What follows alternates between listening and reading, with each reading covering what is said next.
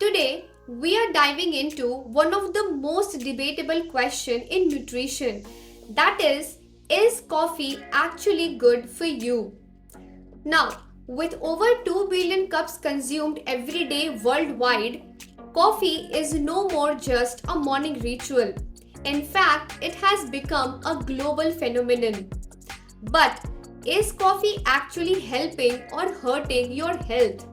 And so today, I am going to share some of the real science on coffee's health benefits, busting out some of the myths related to coffee, and I am going to reveal the best time to drink your coffee in order to get maximum benefits from it. So, grab your coffee and let's get started. Hi, I'm Aditi. I'm certified in food and nutrition and currently pursuing masters in nutrition science. My goal, well, it is to make people believe that health should be the topmost priority, which can be achieved through simple lifestyle changes in order to ensure overall wellness.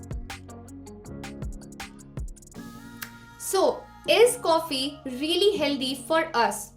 The short answer to this question is yes, but let me explain this more briefly. For decades, coffee had a very bad reputation. People used to think that coffee can lead to heart diseases, it can stop our growth, and it can make us feel dehydrated. But modern research has completely changed this belief. Recent studies have shown that coffee consumption is not just safe for us, but it is linked to many health benefits. We are talking about protection against many diseases, improved brain function, and even a longer lifespan. But here is the catch. The benefits of coffee depend on how you drink it, when you drink it, and who you are. For example, a person with anxiety might experience coffee differently than to someone with stable energy levels. And loading your coffee with milk and sugar, well, that's a completely different story. So, let's break down exactly what the science says, starting with 5 incredible benefits of drinking coffee backed by latest research. Your liver works 24 into 7 to detoxify your body, and coffee helps in protecting it from getting damaged. Multiple studies have shown that coffee drinkers have significantly lower risk of developing liver diseases like fatty liver, hepatitis, and even liver cancer in some cases. One major study found that drinking 2 cups of coffee daily was associated with a 44% lower risk of liver cirrhosis. That's when your liver becomes scarred and damaged. The real magic lies in compounds called polyphenols and the famous one, caffeine.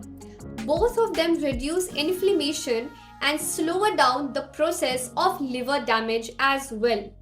So essentially, every cup of coffee is like providing your liver with little shield. Superb, right? We all know that coffee wakes us up, but the benefits go way beyond that morning alertness. Research studies have shown that regular coffee consumption is linked to lower risk of neurodegenerative diseases like Alzheimer's and Parkinson's disease. A study found that 3 cups of coffee daily had up to 65% lower risk of developing Alzheimer's disease as compared to those who drank little to no coffee. Pretty amazing, right? Why? Well, caffeine blocks a neurotransmitter called adenosine, which can make us feel tired the whole day. It also increases other brain chemicals like dopamine and norepinephrine, which can improve our mood, memory, and our reaction time as well. Plus, Coffee is loaded with antioxidants that can fight all the oxidative stress inside our brain, which can lead to age related mental decline. So, coffee, no doubt, is excellent for our mental health. Many studies have found that regular coffee drinkers have significantly lower chance of developing metabolic diseases. Basically, if you are drinking coffee on a regular basis, then your chances of developing type 2 diabetes will drop by 7%. Now, it's true that in short term, coffee can spike up our sugar level. But in long term, coffee can actually improve our insulin sensitivity, and it can also help in regulating our blood sugar level, especially if we are drinking black coffee without adding any sugar and milk. So, overall, coffee can help in the remission of type 2 diabetes. For many years, coffee was blamed for many heart problems. But recent research shows that the opposite is true for most of the people. Studies have found that moderate consumption of coffee is actually associated with lower risk of heart diseases, stroke, and heart failure as well. Coffee contains anti-inflammatory compounds that can protect our blood vessels, and it can also improve our blood circulation. However, and this is important, if you have uncontrollable high blood pressure or any heart condition, then you should consult with a health professional about your caffeine intake. But if you have low blood pressure, then you can go for coffee in order to bring your blood pressure back to its normal range. So, to summarize, coffee for most of the healthy adults is actually heart friendly. Multiple studies across different populations have shown that regular coffee consumption is linked with lower risk of death due to various causes. Now, this makes sense when we consider all the other health benefits that we have discussed. Protecting our liver, brain, heart, and metabolism. All of these adds up to a longer, healthier life.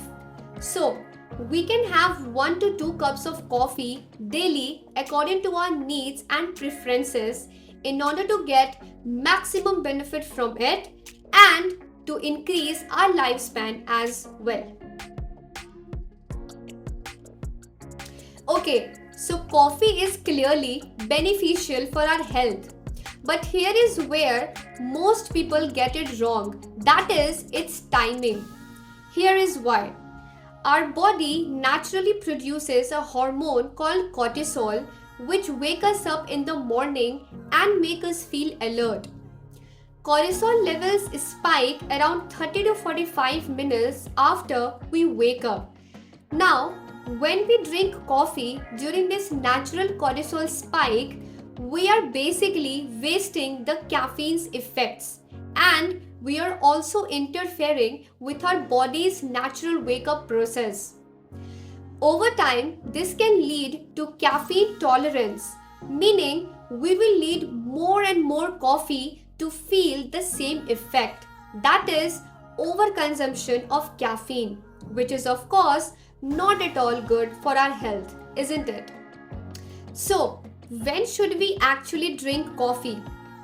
Well, the ideal window is around 90 minutes to 2 hours after waking up.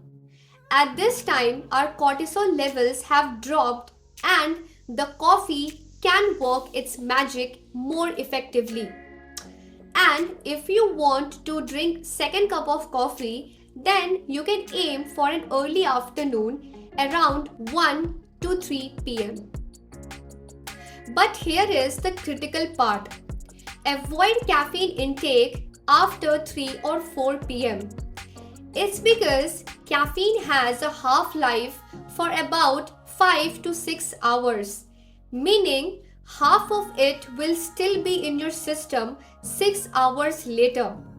For example, if you are drinking your coffee at 5 pm, then a significant amount of caffeine will be in your bloodstream at bedtime, and this can disrupt your sleep quality even though you fall asleep at time. And poor sleep? Well, that can undermine all the health benefits that we talked about.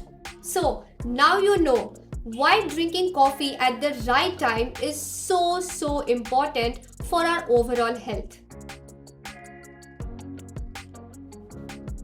So, is coffee good for you? Absolutely, when consumed mindfully. Just don't overdo it.